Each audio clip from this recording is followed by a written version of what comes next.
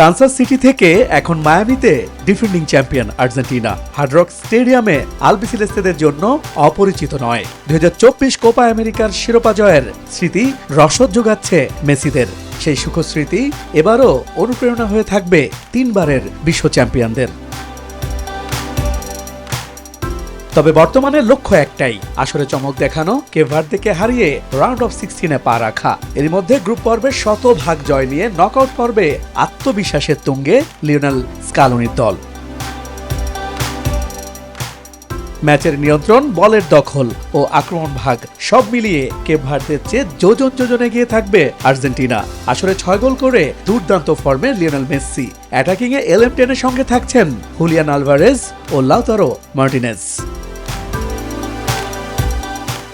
মধ্যমাঠের ভরসা Rodrigo D পল, Alexis Mac Allister, এনসো ফার্নান্দেজকে দেখা যেতে পারে প্রথম একাদশে। চোট কাটিয়ে সুস্থ হওয়ায় রক্ষণভাগে ডিফেন্ডার ক্রিস্টিয়ানো রোমেরোর ওপর শতভাগ আস্থা রেখেছেন কোচ স্কালোনি। অভিজ্ঞতা, তারকা সমৃদ্ধ দল ও বড় ম্যাচের সামর্থ্য বিবেচনায় শেষ 16-এ ওঠার দৌড়ে আর্জেন্টিনাই হট ফেভারিট। অন্যদিকে বিশ্বকাপে অভিষেকেই আলোচনায় আটলান্টিক মহাসাগর পাড়ের ছোট্ট দ্বীপরাষ্ট্র কেপ ভার্দে। স্পেন ও উরুগুয়ের মতো শক্তিশালী প্রতিপক্ষের বিপক্ষে পয়েন্ট আদায় করে তারা দেখিয়েছে জমাট রক্ষণ ও দলের সমন্বয় তাদের সবচেয়ে বড় শক্তি। আর্জেন্টিনার আক্রমণ সামলানোর পরিকল্পনা নিয়েই মাঠে নামবে আফ্রিকার দেশটি। তবে চোটের কারণে তেলমা আরকানজোর খেলা নিয়ে আছে অনিশ্চয়তা।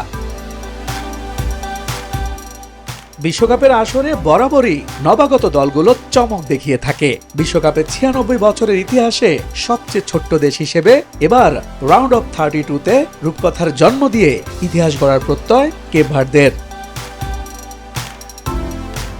ইশতিয়াক দীপু, নিউজ 24।